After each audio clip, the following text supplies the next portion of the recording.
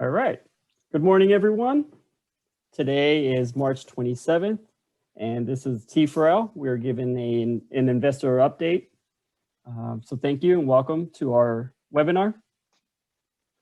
Wanted to go over a few of the key items we're going to be talking about today. With us, we have Alan Witter, CEO, John Arciero, COO, Jason DeBauer, CFO, and myself, Luis Camarina, CMO. Our goal is one company, one monthly payment, everything included. That's the main purpose of T4L. So what is T4L? T4L, which stands for Transportation for Life, is an all-inclusive subscription to electric vehicles such as Tesla. And we have everything included, such as insurance, taxes and registration, vehicle swap, charging, which we include at no additional cost, the home, equipment, and installation.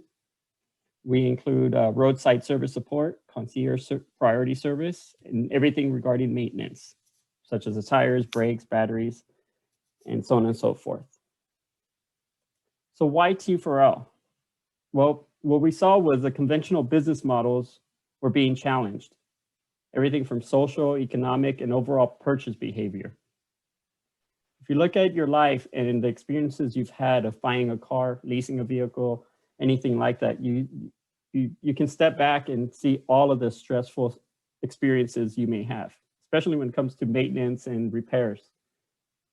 So what we saw was there's a major transition happening from car ownership to car usership. And so with that, we created T4L. Said, this is what's happening. Let's make the most of it. Let's create an opportunity for people to experience driving electric vehicles such as Tesla. So one of the major updates we have today is we are running an equity crowdfunding on WeFunder. As of today, we have over $140,000 raised, and we have a lot more in the pipeline right now. We have over 244 investors that believe and support in what T4L is doing. Here are some of the endorsements from investors such as Melissa, our lead investor, Joel, Daryl, Larry, Cannon, Olson, Mark, and Amber. So very good feedback. We're seeing a lot of commonalities in the endorsements. They love the subscription model. They love investing in electric vehicles. We have a lot of great comments about the leadership team of T4L. And we're seeing a lot about sustainability in there as well. So we're taking all of these endorsements and understanding why people are investing in T4L. And with that, we're able to fine tune our messages, our videos, our podcast interviews, so on and so forth. So we use all this information and we actually repurpose a lot of this. So you'll see this on some of our social media. You'll see this on some of our website video content. So just know that we are looking at all of this and putting it to great use.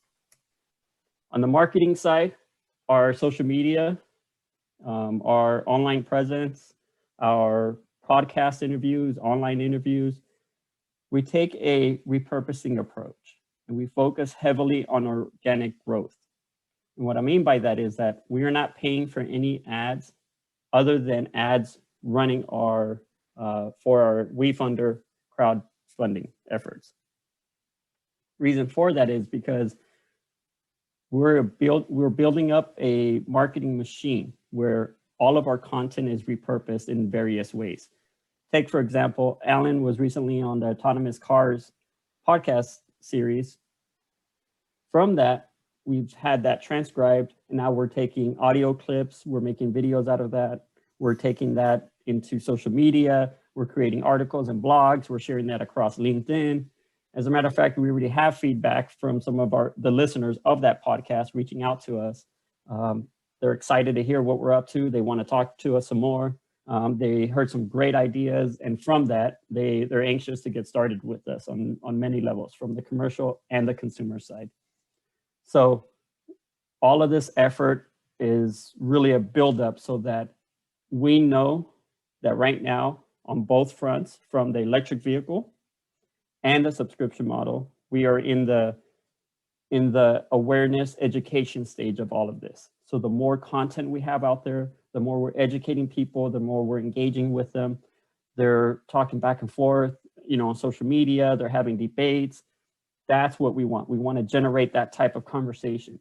And because of all of that, keep in mind, we have not done any outbound sales or marketing that's targeted to consumers or commercial. So just on our organic kind of growth and content, we're seeing anywhere from 3 to 5 leads a day. So that allows us to fine tune our systems, our platforms, our processes, everything, and continually receive input and feedback. And if you notice on the top right, the top channels right there, we don't have any paid search. So that shows us that as soon as we start to engage in a paid search, we're going to be very targeted in who our audience is because of all this information that we're receiving. Okay, so just a few updates on sales right now. On the commercial side, we have 2 executive team fleets, anywhere between 20 to 25 Tesla electric vehicles. We have another one with approximately 10 Nissan electric vehicles. Right now, those are focused on the Nissan Leaf, and we've had a request for a Porsche. Again, everything is focused on electric vehicles. That's all we offer. There's a reason for that Alan Witters will talk a little bit about. So just on the commercial side, and we actually have some more in the works right now, but we have not added that revenue or the sales numbers to this right now because we want to finalize a few more items with those. However, here's our short-term top line revenue, 1.7 million, and then long-term, over 10.5 million. On the consumer side, we have over 45 consumer subscriptions, and this is a mix of Tesla and Nissan electric vehicles. With that, we have our short-term top-line revenue of over 1 million and a long-term top-line revenue of 8.7 revenue. So at a high level, that's kind of where we're at on the marketing sales side. Wanted to give the investors an update as to our thinking process of how we operate the marketing sales, knowing that we're always improving. We're always looking for how do we simplify the message? What are the questions that the investors and potential subscribers are asking us? How do we get that out there in messages and videos, brochures, everything? So continue to look forward to a lot of that information being out there. And with that, I'd like to pass it over to Mr. Alan Witters. Hey, thanks, Luis. Great introduction and discussion on our sales and marketing efforts. You're doing a great job.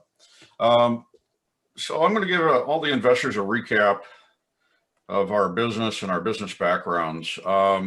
This is a model where we have to take in a lot of CapEx costs, and we're turning it basically into cars in the cloud. What that means is we take large CapEx purchases and we turn it into something where people pay, in this case, by the mile. In the cloud infrastructure world, people pay by the megabyte or the CPU minute or things like that. And so we're taking that same model of making it large CapEx purchases affordable to a lot more people. Why did we create it? I call it the 3 C's: cost, convenience, and cool factor for both the planet and personal. So it's pretty cool to be driving around in a Tesla. It's also good to keep 10,000 pounds of carbon out of the atmosphere every year by using an electric vehicle. This meets our ESG and SDG objectives. And it's really important to know that we're based on a foundation of strong ESG and SDG principles. And we will always look at that from a governance perspective. 2 to 4, 5-year vision on this company is basically, we see the car as a service delivery platform. And it's not just a car, it's a platform that delivers a lot of services. And as we get into full self-driving, you're going to see entertainment services, you're going to see advertising services, you're going to see lots of different things. You can probably be playing a video game as you're going across country. And so we see this as a service delivery platform. We're customer first, client first. We follow the Amazon type of model. Uber and Lyft started converting car ownership to car usership. We're just the follow on to that for a more permanent solution for our customers. We are actively exploring routes from an investment perspective to an IPO. What's the path to an IPO? And we're in discussions with a couple of underwriters on that today. What's happening in the overall transportation as a service business? Well, you can see that when companies like us come in, we are optimizing the method of access. You don't have to go to the DMV. You don't have to go to the dealership. You don't have to work and try to figure out your insurances and things like that. So we optimize and make it much more convenient and easy on you to have transportation. Now, what happens is we do disintermediate the existing legacy 100-year-old dealer franchise model. We really don't require dealers very much, maybe for some light maintenance, if that. We also disintermediate the insurance agents, auto insurance agents and brokers, because we work direct with insurance companies. So there is going to be a change, a sea change happening in this space. We also want to make sure that we're affordable, and we will come in as a cost-effective alternative to leasing, financing, and other subscription models. What's the benefit of a subscription model? Well, it's pretty straightforward. You don't have the liability of the vehicle. You don't have tens of thousands, if not hundreds of thousands of dollars of cash tied up. And if something goes wrong, you've got a whole team of people behind you supporting that. And if you get into an accident, guess what? We'll make available a car for you. We're partnering with groups like Tesla, Nissan. We're in discussions with VW, GM, and Ford. And I would expect that within 2 years to 3 years, as more electric vehicle types and makes and models come out, that we'll probably have around 30, 35 different makes and models. We are looking at building what we call the T4L electric vehicle experience centers. And these are centers that basically will show off subscription vehicles. It's also a place for our flex fleet. It's also a charging depot and a flex fleet depot. And you can also get maintenance, tires, and things done to your vehicles at that point. On our fleet funding, we signed an LOI for $10 million about 2 weeks ago. We're in the final stages of term sheet and underwriting development on that. We expect that to get done in the next week and a half. The other thing is when we get to access the public markets, you're going to see us accelerate, because we'll be able to have access to capital to build a $100 million fleet, a $200 million fleet, and keep on growing. I want to thank everybody for joining the webinar and watching the webinar. And I want to introduce John Arciero, our Chief Operating Officer, and he's the guy that makes all this stuff work. Thank you, Alan. Yeah, so I love one of the words that Alan used in his summary there, and it was optimization. So I'm responsible for guiding the team in operational optimization. And to do so, we focus on another 3-letter anagram, PPP, people, platform, process, and platform. So people, let's start with that. We have a diverse group. We're growing all the time. We'll be adding more assets in the customer care side, which is very important as we grow. Second, the process. We have a process that is disciplined by the technology. We're essentially a technology and service company. And the platform, the final P, is what helps inform that disciplined process on the operational side. So being very customer-centric as we are, and is what we're built upon, we know that we have to provide this hassle-free user experience in a very disciplined manner, so that on our side of the table, we're following a process that is informed by the technology, it's informed by the systems that we've set up. Essentially what our pedigree is. As a company, you'll notice there's a few gray hairs on this call. We have the experience in building large-scale platforms and scaling them up over time, ones that can handle, customer demands, increasing hits on websites, on apps, et cetera. And so when we talk about, cars in the cloud, and transportation as a service, we're talking very much about PPP and the fact that the technology has to essentially keep pace, if not outpace, our customer growth. So with that said, one of the most important things that people ask about as a user of electric vehicles is, what is your charging network? You know, can I get a charge when I'm on a trip, or when I'm going to travel or planning travel? And we're working very closely with the leading, you know, charging infrastructure companies out there. Obviously, Tesla has a phenomenal supercharging network, and there are other brands out there and other companies, leading brands in the charging space. And I won't mention them here on the call yet today, unless Alan wants to highlight any.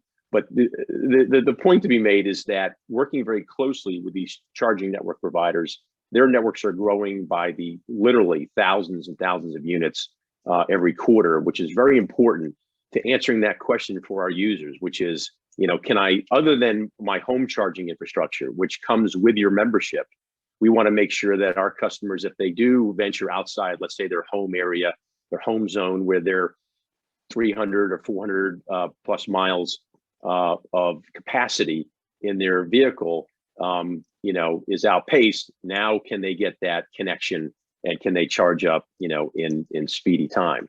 So that's very important, and that leads to the next aspect of the other side of the table that I mentioned. What is the user experience?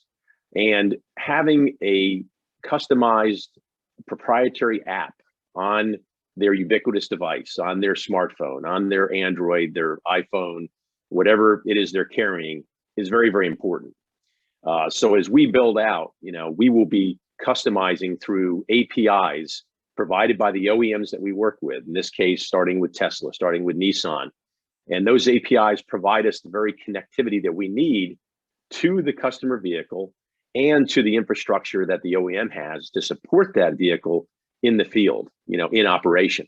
So when the user steps into the vehicle, we want it to be a seamless experience, that the vehicle recognizes that they have a phone in their hand, a device in their hand that they want to synchronize with. They want to get that information so that the user then becomes one with the vehicle. The same way a lot of people tell you how they feel like sometimes they're one with their smartphone, which may not be the best thing, but it's the world we live in. We want that to be a seamless user experience when you step into your vehicle, that it picks up, you know, oh, John is now in the vehicle. It understands who you are. It may even know where you're already going because you've already put it into your guidance, your GPS. So that integrated transportation experience is going to be very important going forward. And it's one of the reasons why we're very focused on the technology side for the user experience. Now I'd like to turn it over to, I believe, Jason, our CFO, is going to take on the next segment. Thank you, Jason. Hey, John, thanks so much. I'm adding those gray hairs with you guys slowly but surely.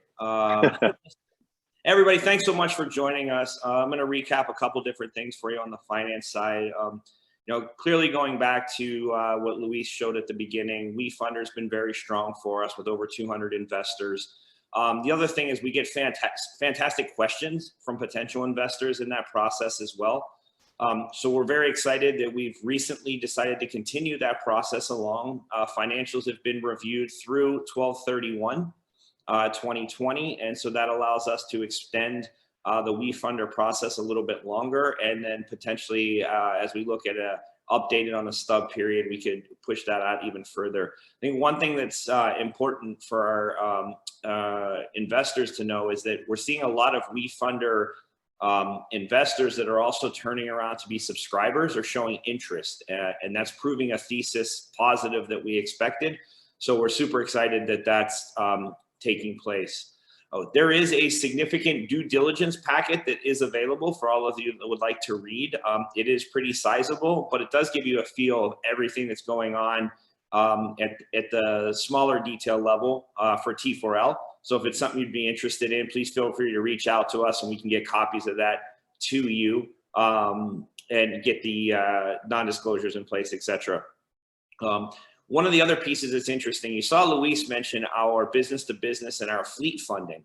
And there's quite a bit of discussions going on. We have multiple different levels. We have signed the $10 million LOI and working through due diligence. We're clearly raising through the Reg CF WEAF funder process. The other thing we're having conversations with, and if there's investors that see this that are interested, is we are talking to specific investors that will actually fund specific sets of vehicles. So for example, if we know that we need 5 to 10 vehicles for a particular business, we're working directly with investors who might not be institutional that would like to earn a return on that capital in order for us to put those vehicles on the road. So those are active conversations that we're happening right now, because at this point, for us, it really is capital to put everything on the road. And that's what we're working on, and that's what we're pushing our efforts to, so that we can get as many vehicles on the road as soon as possible, because there's been a great amount of interest in this, and we want to make sure that we're able to meet that demand by putting vehicles on the road. When I talk about interest, this is worldwide interest. While we're currently based in the United States, we've had conversations in the past 2 weeks that have included, can you do this in Ireland? Can you do this in Canada? And what if I have a subscription where I have to move to Asia? Can I get one over there? So this is fantastic that the conversation's already going global. And as the future unfolds and the funding continues to happen, those are opportunities for T4L as well, not just confined to the lower 48. One thing we are keeping an eye on, and that is the new administration coming in the political landscape. There is a thought that there's going to be some more green processes occurring across the federal government, with plans of 500,000 to 600,000 new charging stations and turning the government fleet over to electric vehicles. We really like that, because a couple of things that we see happening, other than the opportunity to take part potentially in that, would be the credits that are going to come out of it. We see a renewal of the tax credits coming. So by those tax credits happening, even if, for example, Tesla has used all theirs because they've sold so many of them, if they re-energize that Tesla credit, those are benefits that you as investors would get through us, right? T4L is going to benefit from those credits, which is going to in turn benefit our investors at a lower CapEx, and reducing our tax burden. So we're super excited to see about how that plays out over the next several months and years. That's something I'm watching closely, because I want to make sure that we take advantage of anything that happens like that for our investors, so that we're really working towards the best return as we work up to the potential IPO and taking this public and growing this out for our investors and their groups. Thank you so much for joining us. We hope you get a chance to ask some questions after you watch this. Feel free to jump back on the WEAF Funder site, even if you are a past investor, to ask more questions. One of the best things that we've had is in our due diligence is our 20-year model in that due diligence package. We've had a couple of large investment banks go through that model line by line, asking us questions. And while, yes, it took some time for them to come up with those questions, they were very detailed questions that we had the answers for. So they were impressed to the level of detail that we've been able to take the models and information and be able to provide our justification and vision for each piece of that. And that in turn, to me, if we have these large investment banks, looking at the models and asking these questions and are satisfied and complimentary on these models, that makes me feel good about what we're doing for our investors that are just starting out with us at the beginning. So we're excited to report that back to you. We thank you for joining the webinar, and we're going to pass this back to Luis to wrap this up for us. Thanks a lot. Yeah, definitely. Thank you, everyone. Great information. As Jason recommended, we do invite you to check out our WEAF Funder page, and I'm going to go ahead and share something really quick for you. Here we go. So you can find us at weafunder.com/T4L, and we do invite you to ask us any questions, regarding the subscriptions or the investment. We will be having another investor webinar. We will be inviting a lot more investors and subscribers, so be on the lookout for that. And with that, I would like to thank everyone and have a great day.